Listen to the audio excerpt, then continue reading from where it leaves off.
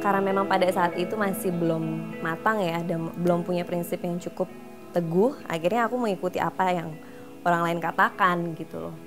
Dan yang pasti untuk mengejar karir, untuk mengejar kesuksesan, karena semua orang, rata-rata orang berpikir sukses adalah karir yang besar dan hal-hal yang materialistis. Dan buat aku sukses bukanlah itu lagi. Sukses buat aku adalah untuk bisa menjalani hidup dengan seimbang, bisa menikmati hidup sama orang-orang yang kita cintai ya, dan juga kita bisa menjalani hal-hal yang kita benar-benar cintai ya, kita benar-benar sukai.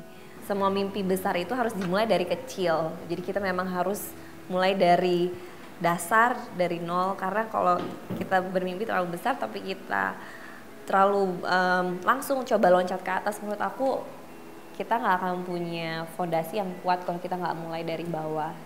Makanya kenapa aku juga ingin belajar fashion design, karena memang aku pengen punya fondasi yang kuat. Mungkin bisa aja aku buka brand, aku gaji pegawai untuk melakukan hal-hal tersebut, tapi aku pengen terjun sendiri, punya fondasi yang kuat supaya memang nantinya di saat aku punya brand line fashion aku sendiri, memang secara keseluruhan itu memang matang dan kuat, dan garis merahnya juga jelas, dan memang bukan cuman hanya menjadi owner tapi memang ikut dari bawah.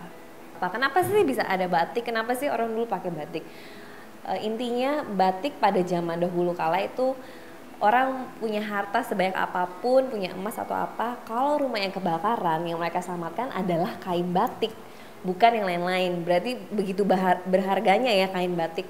Karena kain batik itu awalnya pada dasarnya dibikin satu kain itu bisa sampai 6 bulan, 1 tahun.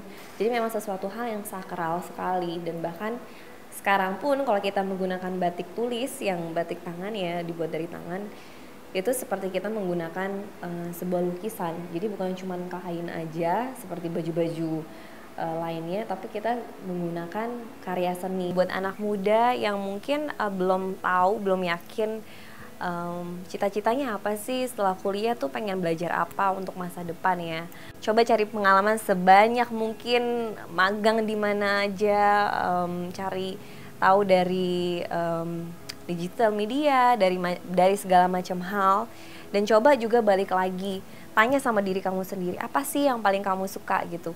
Karena pasti dari semua hal, cita-cita itu berawal dari truly benar-benar dari hati kamu, apa yang kamu suka, kamu perdalam dan kamu kembangkan diri kamu.